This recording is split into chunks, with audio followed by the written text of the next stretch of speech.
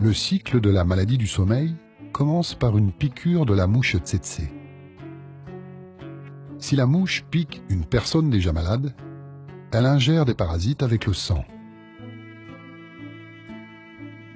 Ces parasites, les trypanosomes, se concentrent dans le tube digestif de la mouche.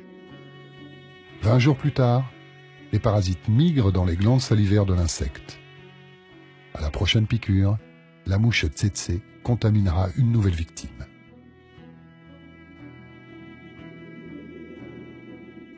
Le parasite entre dans le système lymphatique, puis passe dans le sang et se propage dans tout l'organisme.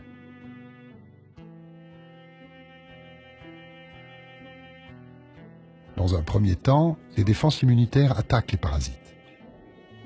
Pour se défendre, le parasite mute, prend une nouvelle forme, échappe au système de défense de son hôte, jusqu'à ce qu'une nouvelle vague d'anticorps le reconnaisse et l'agresse.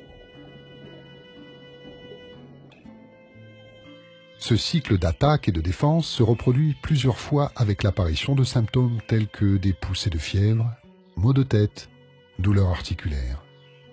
Symptômes qui traduisent à l'extérieur le combat intérieur entre cellules immunitaires et parasites.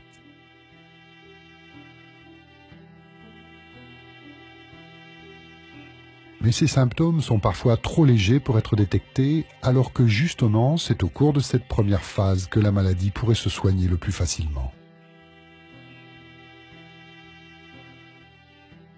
Quand la maladie n'est pas soignée à temps, le parasite se dirige vers le cerveau.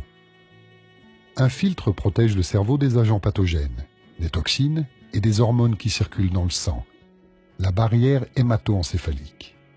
Mais le trypanosome réussit à la franchir. À ce stade, comme la barrière hémato-encéphalique bloque aussi certaines molécules médicamenteuses, la maladie est bien plus difficile à soigner.